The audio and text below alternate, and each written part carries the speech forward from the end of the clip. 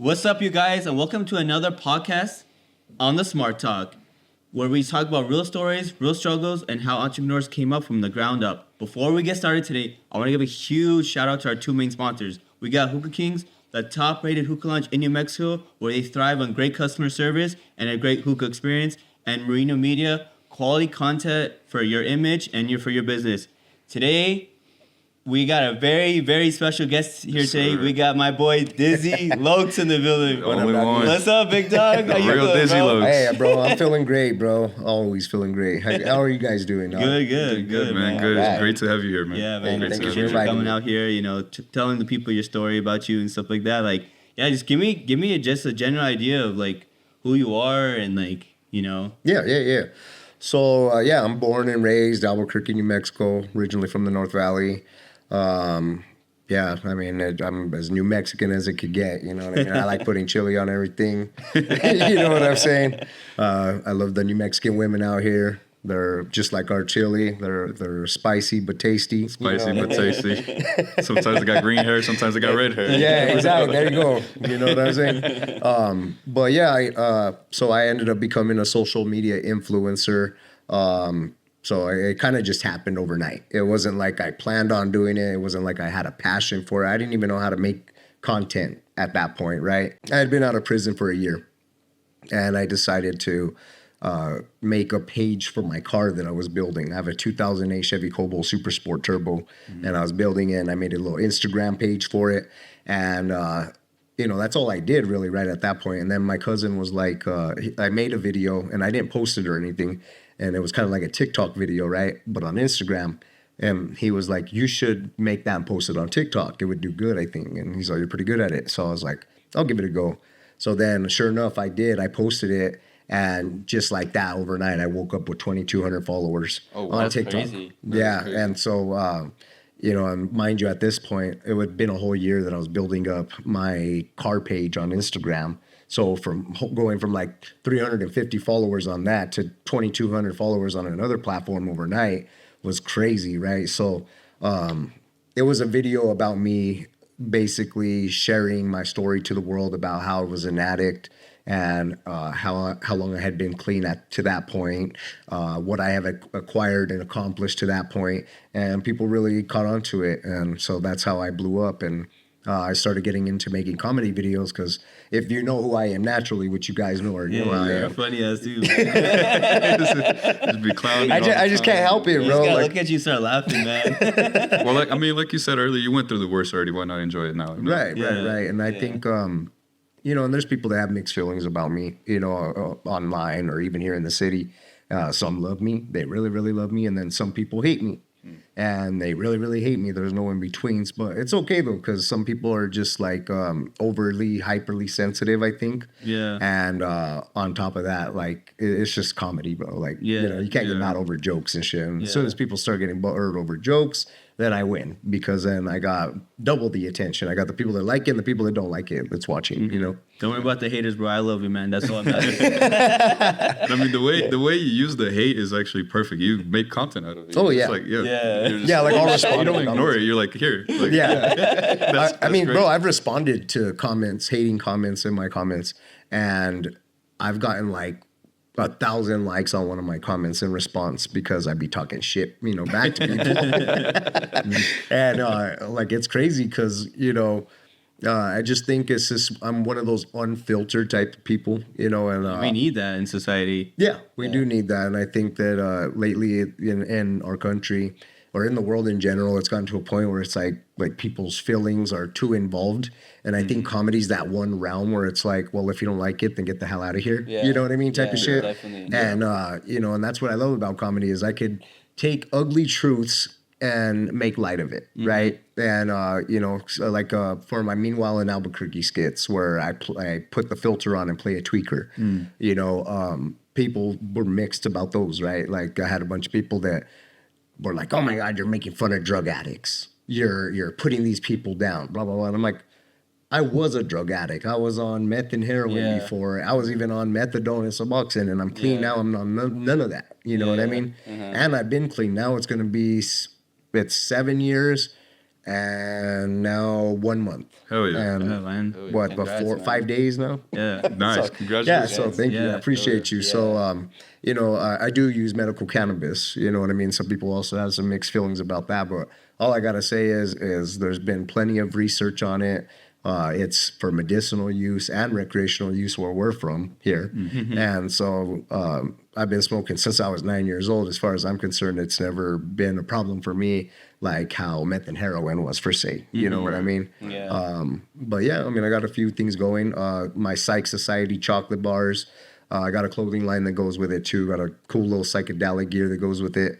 But those, so the mushrooms that I use, it's all natural. I don't use any research chemicals like 4-ACO DMT. I don't use Amanita muscaria. I use a tryptamine called araginacine, and it's all natural, and it comes from the cubensi mushrooms, and it's safe to use, and it's legal in 50 states. Oh, Hell yeah. that's cool, man. That's great. You're doing great things for yourself. You know, I know you're huge on social media, comedy, you know, Reels, TikTok, whatsoever. But honestly, I want people to know like the inside scoop of you as far as like what you did when you're in your early 20s, late 30s. You know, as far as your criminal background, you know, because you went through some riffraff. Like, how did you end up getting in trouble and like, you know, being involved in, you know, because obviously, you know, people know you're a convicted felon. Like, how did you? Why did you do that stuff? Like, what happened? Yeah, you know? so when I was, you know, growing up here in the city, I mean, like, there's not a lot of good influences around here. Yeah. You know what I mean? So, I mean, I started smoking weed at age 9,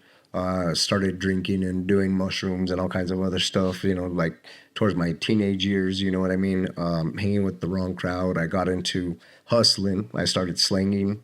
I've been slinging weed since I was 13, and it was back when it was Mexican brick pack weed. That's when I was slinging. It was like the mixed stuff. It wasn't even like the pure. Yeah. It was like leaves, stem seeds, everything was in there. Like yeah. spice, right? Yeah, pretty much. Yeah. It was like that. It was weed, but it was from Mexico, right? But then, you know, I've always been a hustler, a go-getter like that. So I just stayed making my money on, you know, hustling and stuff. And when you're in that street and that lifestyle, and somebody jacks you per se, you can't just call the cops on them and be like, hey, they stole my money, you know, or they stole my drugs. So, you know, I found myself in positions in my past where I had to go and get my money back or retaliate in some way, or else people would just keep doing it to me, you know what I mean? And so I guess just living the lifestyle, bro, and just hanging around the wrong people. And, you know, when you're selling drugs, it's, you know, some people might be very fortunate to where they never touch it, you know. But me, I was stupid. I like to party, and I used to like to have fun. So I started using some of the drugs that I was selling. And so I ended up going down, you know, just basically going down in flames. So my whole life got ruined because of drugs, you know. And I lost everything. And I had everything at one point, you know, I felt like. And so I lost everything, including my freedom. And when I lost my hustle and I lost all that, I started resorting back to the quick ways of making money. So like robberies and auto theft and stuff like that. And which ultimately, that's what I had went to prison for, was auto theft. And at the time, 2016, 2017, the auto theft rates were through the roof. We were number 1 for auto thefts in the whole entire country here in Albuquerque. So I was definitely part of that statistic. Yeah. And, you know, just like anything else, when you get really good at your craft, if you want to call stealing trucks a craft or not, but you get really good at it. It's a really easy thing to do, and you can do it pretty fast. You know what I mean? Would you say that was like an addicting lifestyle to be involved in? Yes, it is, because not only was like, I would say like the drugs addicting, right? But it was also the rush of stealing a truck. It was also the rush of doing a robbery. You know, it was just like, that was also kind of addicting. Like, were you on drugs? Like, were you high while doing all that stuff? Oh, yeah. Yeah, I was on meth and heroin. I would do the heroin I was dependent on, and then the meth kept me balanced. Was there ever like I guess if you're using drugs, you're trying to block out certain feelings and certain anxieties and fear. Was there any like time where you just felt like this is not right? Yeah, it was like, what is going on? Like, why am I doing this? Yeah, I actually, honestly, I gave up, bro. Like, if you want me to be real, I gave up in my head already. I was like, you know what? I'm either just gonna die, or like, honestly, I thought I was just gonna die. I didn't even think prison was an option. I thought death was around the corner. And so I didn't care, you know what I mean? I just kept doing the things I was doing on the streets, and it got to a point where I was just doing things just to keep myself well, to have a hotel room to stay in the night, so I'm not sleeping on the sidewalk type shit, you know? I see. Why didn't you care? Like, what made you be like, I don't care no more? Like It just felt like I guess you could say, like, you just feel like you can't come back from that point. Once you get to that point, it feels like a point of no return, you know? Oh, okay. Like, you just look at it like you're just like how am I gonna get out of this, you know? Yeah. How did that affect your relationships with like family, friends, and It ruined them. It ruined them, yeah. So, you know, I burned a lot of bridges. I ruined a lot of friendships and relationships with my family at that time.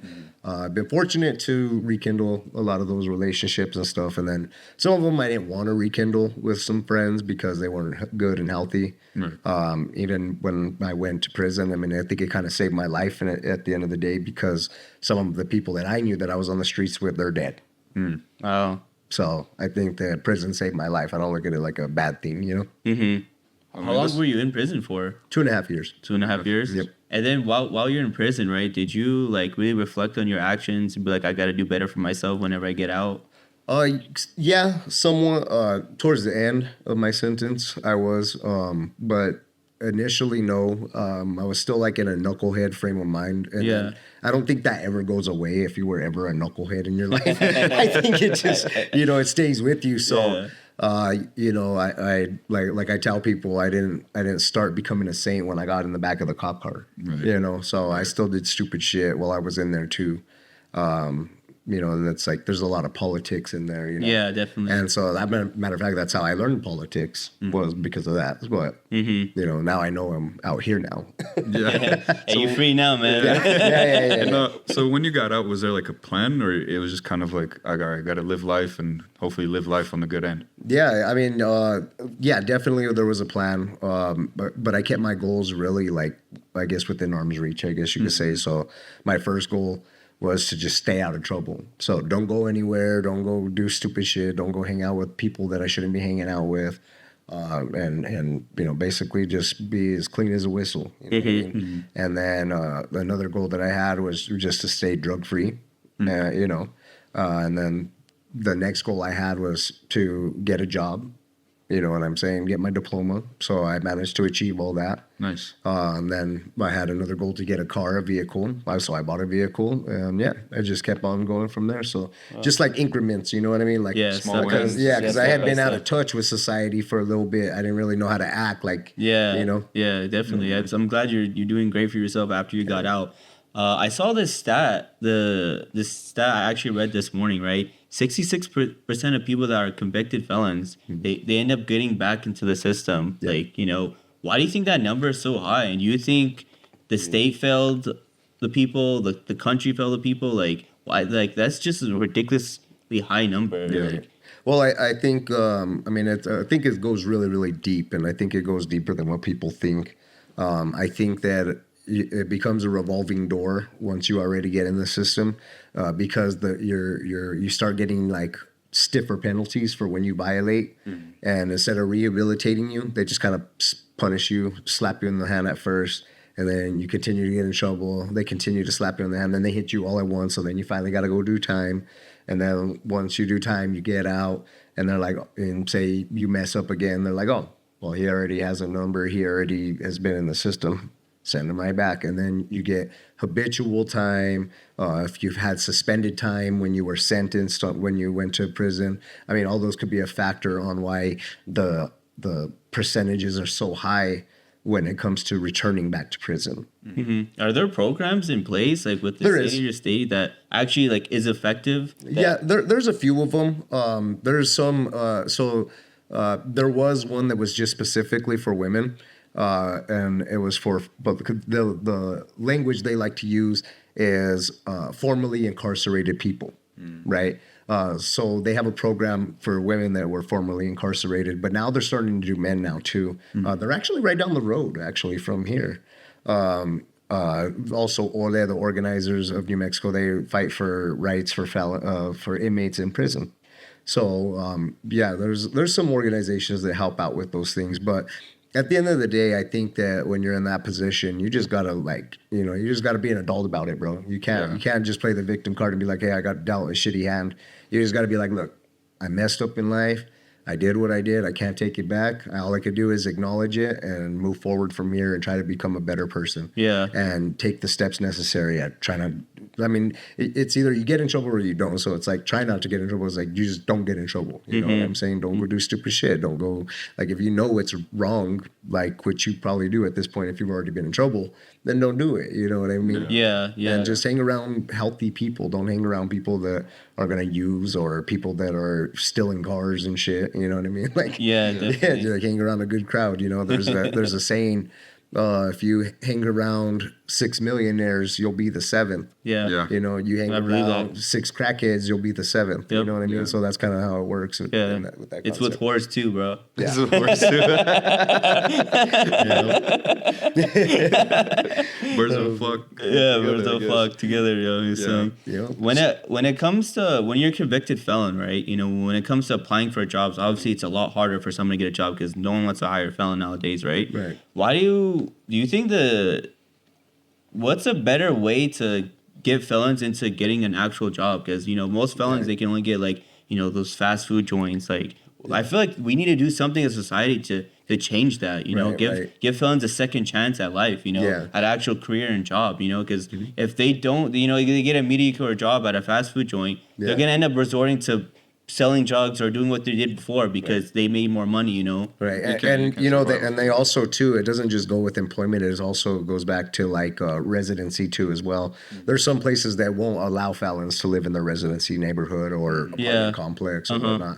So, I mean, it really puts people, like you were saying, it goes back to the high percentage of people going in and out, because then you're putting these people back in the hood, back where all the trouble's at, because they can't get accepted in certain areas. They can't get accepted in nice areas because they're felons. You know what I mean? So they have to live in the hood, so they're around that again.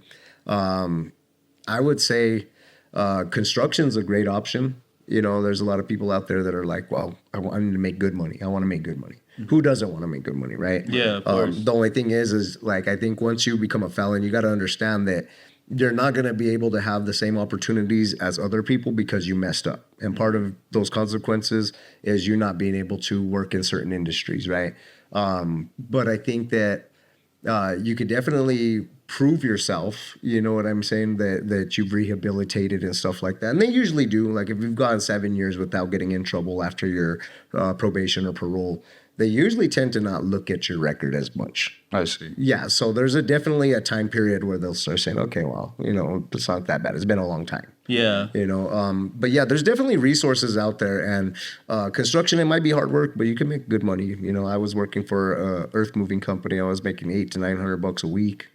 You know what I'm saying? Is that what you did when you got out? No, I actually had worked for the WIC office when I first got out. Wake office. What was the Yeah. wake office? So the WIC office, I was working at the one in Sandoval County. Oh, okay. Yeah, over there. It's by the courthouse in Bernalillo. Oh, okay. And so I was working there. I was clerical support. And then I moved from there to the human service department. And during the pandemic, I was slinging EBT cards around. Yeah, I was slinging EBT cards, Medicaid, LAHEAP, TANF, which is cash assistance. Yeah. So I was basically, getting people signed up and stuff. I was working as a clerk there. And then I got a job with TANF as an admin. And so I worked for the cash assistance part of there for a little while. And then they got bought out, so they laid everybody off. And then I got into working in construction for Franklin's Earth Moving. And I did that for, I would say, about 8 months. And then I got a job. I started working with the radio station, 101.3 The Hustle. I was a DJ there. I was also selling advertisement and stuff. I was on the sales team. And then, I just decided to get in the cannabis industry at that point. And I was, because at the end of the day, I liked the radio, but there's a lot of work involved with that, and for me, I could see myself not having to work as hard to make good money. Yeah. As hard as That's Nick, the I whole would have point, to work yeah. with that, So and so no offense to them, you can't make good money if you do it right, but it just wasn't my cup of tea. Yeah. So I moved on to cannabis, and I worked for a few places, cannabis companies here in New Mexico, and then I just said, you know what, I need to just do my own thing, and so I had came out with Dizzie carts. I came out with the first 6-gram cart. Oh, wow. Okay. And so they did pretty good. We had a good run. February to September, we had a great run. We made almost $250,000 Oh, wow. in net sales. Really? Yep. Man. So we did pretty good. That's great. You should Yeah. be happy That is for really yourself, good. man. Oh, I was happy, bro. Happy as hell. But at the end of the day, I had to kind of move on and kind of get, I guess you could say, because you're a businessman, so I had to do what was going to benefit me more in the long run, right? And so I started my own. So now I have my own lab going, and we have pre-rolls now. We have carts. We have rosins. We have infused pre-roll line that's going to be hitting the market too as well. We're getting everything put together right now as we speak. So it's going to be pretty cool. I can't wait to plug those in, bro. Nice, man. Yeah. Happy for you. Happy for what you got in the future. Oh, yeah, thank you, Well, bro. I want you to really walk me through the moment where you really realized I gotta change my life around. Like, I want people to know how you felt. Like, what were you thinking? Like, what made you be like, today's the day where I'm gonna change my life around. Like, when I get out, like, I'm gonna do X, Y, and Z. I want to really express your emotions and feelings and how you're feeling. Like, I gotta change my life around. So, like, I would say my daughter was a big factor in that. Her mom isn't involved with her life like that. So she basically just has me as a parent. So that was definitely, definitely a main part of it. And then just in general, bro, like I have a skill set. I have like something that I could offer to the world that I couldn't do if I was locked up. And I don't think that's fair to myself to put myself in that position. You know what I mean? So yeah. So that's enough motivation for me right there is my daughter and just trying to do some good in the world instead of do some bad in the world. Yeah, be a good father, be there and support her. Yep. Yeah. And do good for the community. I've been on both sides of the spectrum, right? The bad side and the good side, and so within the recent years, I've helped with charities. From help feeding the homeless to working with some programs that help with formerly incarcerated people, I just went to do, I went and did a guest speaking at the Crossroads Rehab Program for women, actually, Nice. not too long ago. Wow, man. Yep. Do you ever do like speeches or like go into prisons and talk about your case? Do they still allow that? They do. I haven't tried it though. So maybe they could. Maybe I should talk to them. Yeah, man. that could be good. I'd be inspired if you came in there. If I was incarcerated, tell your life story. Yeah. No, I think it would be a great idea. I mean, I wouldn't be opposed to it in the future for sure. I'd be down. Yeah, because like if a pastor goes in there and tells the people incarcerated they got to be better. Obviously they're gonna somewhat listen, but someone that's been through the system and that actually done time, they're gonna hold their word more accountable and Right. with a lot more grace because like you've been through it, you came up, so Right. so Yeah, they had a NA in prison, Narcotics Anonymous, and so I would go to the groups. It was part of my criteria of being in prison, and so I would go to the groups, and there was a couple of guys that had been prisoners too, and they were clean and they were there guest speaking. So I don't see that as being an issue to get in there. I'm pretty sure they would let me. I would just have to kind of just talk to the right resource, I guess you could say. yeah. And on your journey to getting clean, how did that go? Did you go to you said NA, but was it pretty much cold turkey and you're done? No, so I would say I had gotten on the methadone program, and I was only on there for a month, and I went back to jail. Oh, okay. And I had gotten locked up in Sandoval County versus Bernalillo County, like my prior two cases were. So they give methadone in MDC, but they don't give it to you in Sandoval County. So I had to quit cold turkey on that. Oh, And when I was in prison, we did use Suboxone to get high off of. I'm not gonna lie, I'll be real. You know what I mean? And so when I got out, I felt like I needed it as a crutch, so that way I didn't go back to heroin or fentanyl or anything worse, right? And because I just plain out didn't trust myself. So I went to the clinic. I got myself a Suboxone prescription, and I stayed on it for about a year and almost 2 years on it.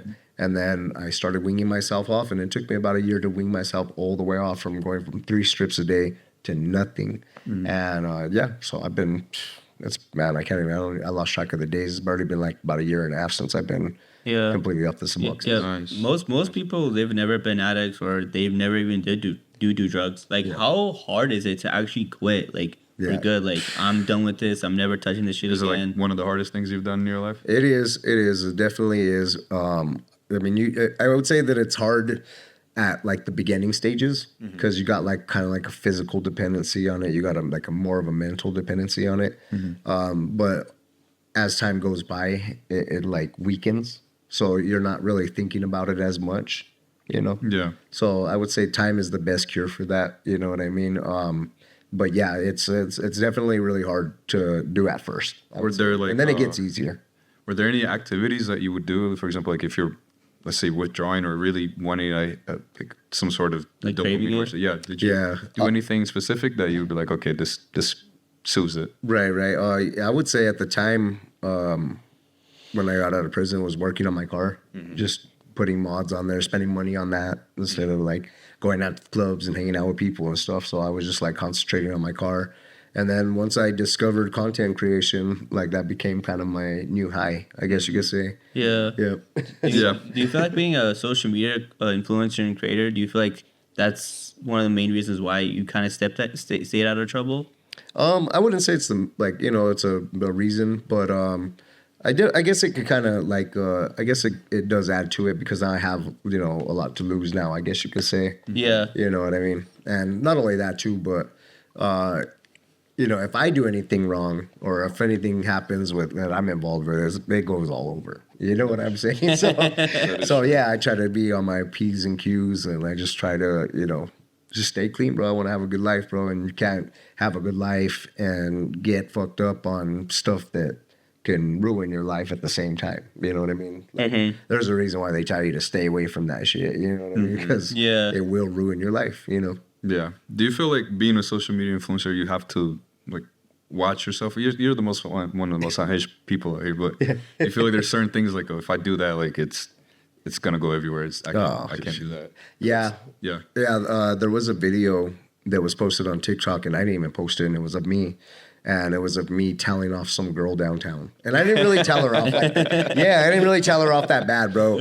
I actually prevented a fight, right? Like I tried to do the moral thing here, bro, and like stop the fight. And it was one of my homies. I was like, hey, bro, it's just whatever, bro. Let's just bounce, And as we're walking, this girl goes, yeah, that's what I thought. You better leave.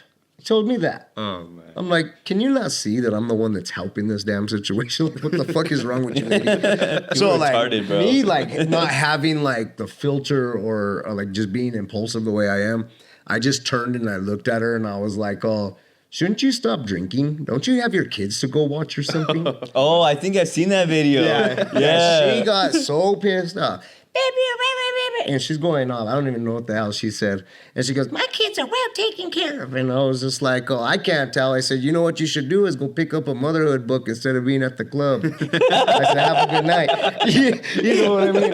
Because you could call somebody like I could have just been like, shut up, bitch. You know what I mean? But really, like that would have been kind of just like an ass thing to do. You know what I mean? So I'm like with an insult, I'm trying to be clever with it. I kind of wanted to hit it where it hurts. Like, so I do like a little quick analyzation of who I'm talking to, right? And I'm just like, I do a little quick scan and I'm like, okay, so this is what they are. Or I'm going to assume, right? Like literally, but sometimes you could tell just based on look at somebody. You know what I mean? Yeah. Yeah, some people just hate being told the truth, bro. Oh, they do, bro. And that's why I think she got really offended. Yeah. Because, she had the alcohol in her hand. That was the truth. For two, I don't know if she had kids, but we're in Albuquerque, and I'm assuming that all chicks have kids. 9 out of 10 girls have kids out here, so Yeah, there's not too many. there's not too many. Oh man, So find like a needle in a haystack, bro. Chicks that no kids, bro. Yeah, bro. Or you'll meet a chick and her kid's already grown up, and they're like, "What the hell? How old are you? What the? Why did you have this baby?" They'll ask my age and be like, "Oh, my son is 26." I'm like, "Why are you here?" Yeah, and you're on a date with me. Yeah, exactly. I'm like, I'm gonna tell your daughter thanks to your mom for letting me clap her cheeks. oh man, She let me try now. No, just that's bad. This is funny, dog. oh, bro. That's Albuquerque for you. I know, man. That's why I would feel like you're the face of Albuquerque, to be honest. Like, how do you feel about that? Like, Yeah, I mean, in a way, I kind of like it. You know what I'm saying? But in a way, I don't. I just want to be the face of me. You know what I mean? I'm me, and I'm from Albuquerque, and I'll rep Burque to the fullest. I'll rep New Mexico to the fullest. But at the end of the day, like I'm putting myself out there. You know what I mean? And I'm repping my city, my state for me. Because like at the end of the day, bro, like you can only get so big, and then people will start hating you too. You know what I mean? And I got to that point, so I'm just like, oh well. Then fine. I'm not gonna be your guys' hero, but I'm just gonna be me, and everybody's gonna know about New Mexico because of that. yeah. So would you say Dizzie Locz is like a extension of yourself, or is it a brand? Both. Both. I would say both because I've had that nickname since I was 14 years old. Okay. So, yeah, bro, 14 years old, and so I've been called that. I would say more than half my life than my real name, and it is a brand too because. It's like also like I try to be original. I try to be different. Like I have my hat right now, but I have my hard part comb over haircut that everybody recognizes me for, and Your silhouette. yeah, it's like something that people notice me on. The ear gauges, the tattoos. When I first got on TikTok, nobody even knew that New Mexico existed. Yeah. And they'd go, "Where are you from? I like your accent." And I'm like, my accent? Like, I don't have no damn accent. You guys have accents. What are you talking about? But yeah, and so I introduced a lot of people to us, to our culture and stuff like that. Do you get a lot of out of state love? Yeah, I went to Phoenix last year in February, and I was at a lowrider show, and I had a few people coming up to me, asking for pictures and stuff. Like, "Hey, you're that guy from TikTok. You're that guy from Instagram." So That's crazy. Yeah. I went to El Paso, same thing. Went to Denver, same thing. So That's crazy. yeah, I even had somebody that came from Florida, and I was staying at a hotel. Don't ask me why, but I was staying at a hotel. It's getting freaky. But yeah, Florida. but I was at a hotel, and this chick walks in, and she goes, this chick walks in because there was two different types. There was one from Florida and one from New York. This chick walks in, and she goes, "Yay, you're that guy." And I was like, "Yeah." And she goes, "I'm from Florida." She goes, and she goes, "Your videos pop up all the time, and people know who you are. They even send because they know I'm from New Mexico, and they're like, "Hey, you're from New Mexico. Is this true?" And they'll show me your videos, and they'll be like, "I follow this guy. He's funny." That's And so that's all the way in Florida. And then I had some other dude tell me that was from New York that said the same thing. That's crazy. Yeah. How does that make you feel? It's pretty cool. It's a pretty cool feeling. But I do want to expand on just the social media thing. I think my creativity level as far as content goes is like I want to make a movie. You know what I mean? I want to make movies. I want to make TV shows. I want to get into that world.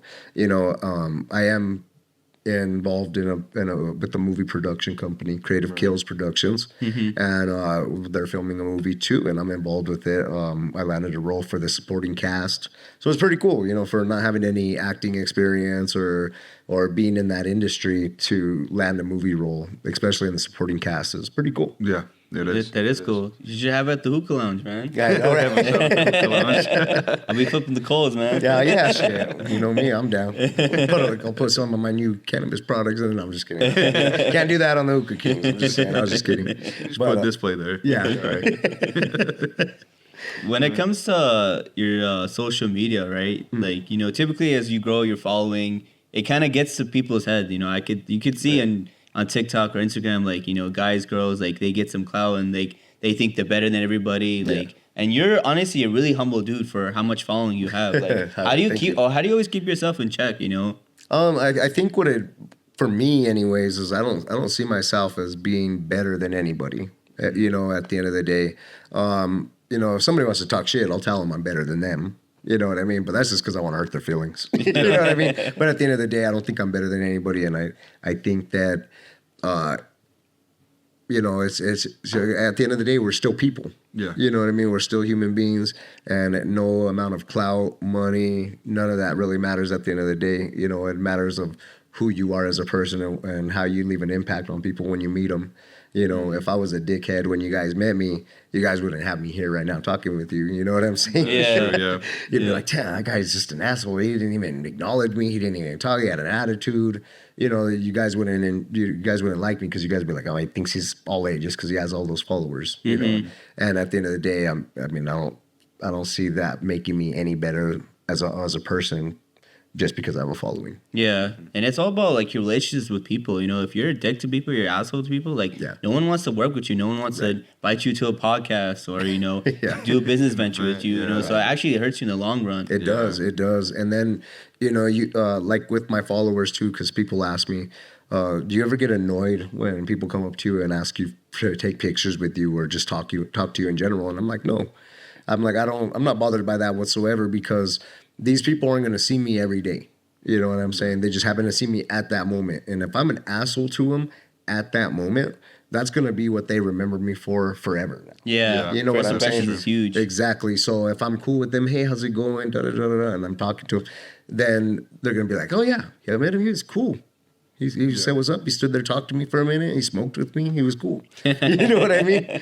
But if I was, like I said, if I was an asshole, though, they would hate me forever, you know? So I keep that in mind. And I try to take out time for anybody that wants to stop and talk to me for a minute because, like I said, they don't see me like that all the time. So, you know. Yeah. I mean, that is true. First, I don't remember exactly when we first met, but I remember I was with a friend. They're like, isn't that the guy from TikTok? I'm like, yeah. And then we got around to talking and recording and stuff. I'm like, he's just a normal dude. Like, it's nothing crazy. I was like, like a lot of the times it's, I wouldn't say intimidating, but it's like, I'm like, am I going to be treated well by this person or am I just going to be at that? Like, you don't know what the expectations are. Yeah. It's a different lifestyle. Obviously you're getting attention from multiple sources and multiple deals and things like that. But when you actually get to meet somebody and they're down to earth, you're like, okay, like I support this person. Like they're actually a good person. Yeah, and then you want to get involved with them in many ways. I mean, shit, even just to go shoot the shit and drink some beers and watch a football game, even, you know what I mean? Yeah. Because at the end of the day, that's what I do. I'm just like everybody else, you know. I don't think I'm better than anybody. I'm not rich by all means. You know, I do decent, but I'm not rich. Not rich and famous. Nobody told me that the fucking riches don't come with the fame, bro. That's bullshit. If you could have one or the other, what would you pick? I'd pick the riches. The richest. Yeah. Always. Really? Yeah, I would. You'd rather be famous? I don't know, bro. Well, I mean, like, the fame is cool. You know what I mean? Don't get me wrong. But, I mean, if you're rich and you could support anything, I mean, the fame wouldn't really matter. You know what I mean? True. Because, like, for example, like, I'll get offered to go to events or something. Hey, I'll give you tickets for you and a +1 to go to an event. You know, just do a couple posts for me or whatever. You know, and so I get to do a lot of cool things just because of who I am. I don't have to pull out my wallet for a lot of things when it comes to like I said, going to events, sometimes food. You know what I mean? Like a lot of things I get just given to me, you know what I mean? Even like my pendant and stuff like that, you know what I mean? That's cool. Like, you know, Henry John G, the jeweler, he made it for me and was like, hey, I got a necklace for you, bro. That's cool, man. You know what I mean? So there's a lot of cool things that you get from having that fame. But I mean, at the end of the day, I think with riches, I'd rather, like, with my mindset, with what I want to do, you know, I'd be creating all kinds of revenue. You know what I mean? I'd be coming up with all kinds of different businesses, from online businesses for retails, wholesale. I'd have my hand in anything and everything that I possibly can. Because, I mean, like, you take somebody like Shaq or 50 Cent or, you know, people like that, and they got a bunch of stuff that they do. Yeah. You know what I mean? That they're involved with and they own. And, you know, I've, you know, all my friends, they're very successful and, you know, they all have pretty good money. They're pretty good business people, you know. And And from what I notice, like when you're around those people, you become that. Like I was saying earlier. You get inspired. Yeah, your mindset exactly. changes. And so when you hang around those people, it inspires you to do other things. So some people that I came across, they have like 1 to 10% ownership of like 50 different businesses. Mm-hmm. And it's almost like they own 100% of a company without having to put not even 10%, 2% of effort. You know what I mean? Definitely. Yeah. So they're just chilling. They live freely. They're financially free. And I think at the end of the day, that's what I would go for. Is I wouldn't care to be filthy rich, but just financially free. Like if I want to go do something, I could do it. If I want to go buy something, I could buy it. You know what I mean? Dude, I want to be fucking stupid rich. That's this guy, man. I love money, bro. Oh, He said, I love money. yeah. I mean, don't get me wrong. I mean, I would love money too, but like I'm a pretty big like minimalist, I guess you could say, bro. I don't really need a lot. I'm not into fancy clothes, and like I don't have to have all kinds of crazy expensive things. You know what I mean? Like I'm very chill, bro. Just give me some. Like the only thing I'm bougie with is my weed. Like I have to have the best flower. You know what I mean? I agree to that. Because I can't get high off of it if it's not the best. You know what I mean? So at the end of the day, that's the only thing I'm bougie about. But like as far as my clothes, like look, I'm wearing DVS's right now, bro. It's a skate shoe. Skate shoe. Oh, Yeah, man. like I'm got the Yeezys on. Yeah, he got the I was trying to find my Heelys in my back closet, but I couldn't find that shit. I almost pulled up in my light up Skechers.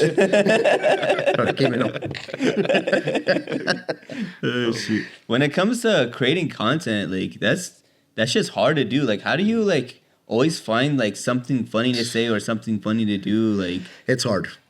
I mean, I'm going through a writer's block right now. I'm just like, there's only so much that I can come up with that's original content. Sometimes I'll sub it in and I'll do like some trends, I guess you could call them. Just to kind of supplement with content to keep it out there.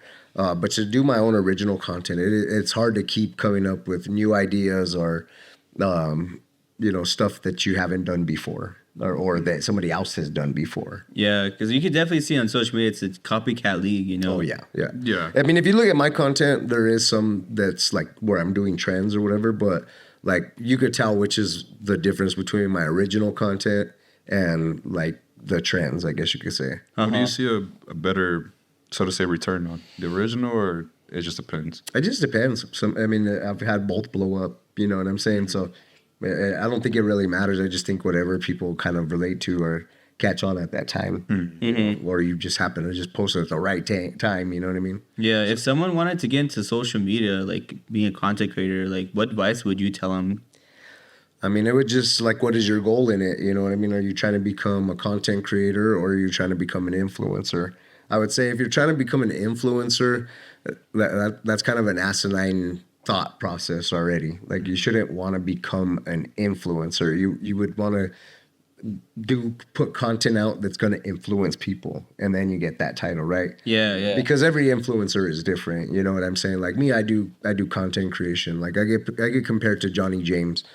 He's another, you know. Johnny. Yeah. And they say, oh, you're like Johnny James, or he's like me, but in all reality, it's not like You're two different people. We're two different people, two different type of content. Yep. I respect what he does or whatever, but like I think we have two different end goals here when it comes to content creation. I just want to make people laugh. I just want people to say, "Man, this guy's crazy." Laugh like crazy, and that's what I get. Laugh.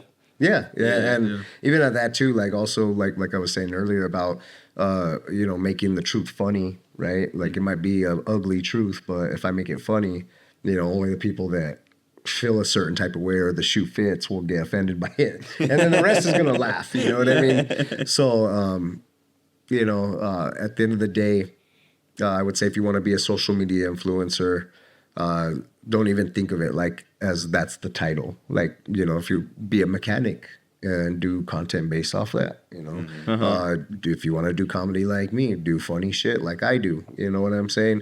But don't say like, oh yeah, this is what I want to become, because I don't think it exists like that. I don't think it'll work for. I've never seen it work for somebody that is a self-proclaimed influencer. You know what I mean? Yeah, you gotta get given that title. Yeah, it's like something you got to earn in a way. You know what I mean? Yeah. And but for content creation, I mean, shit. I mean, it depends. Like so, I like comic books. I could make a whole page, a whole platform based on comic books. You know what I mean? And not have my face or my image, my brand associated whatsoever with it. But I do know how to make a platform like that grow. And I do know how to get it to a point where it can be monetized and stuff like that. Mm-hmm. If we were sitting here today with another person that is incarcerated and that got a couple felony charges, like what would you tell him to change his life around?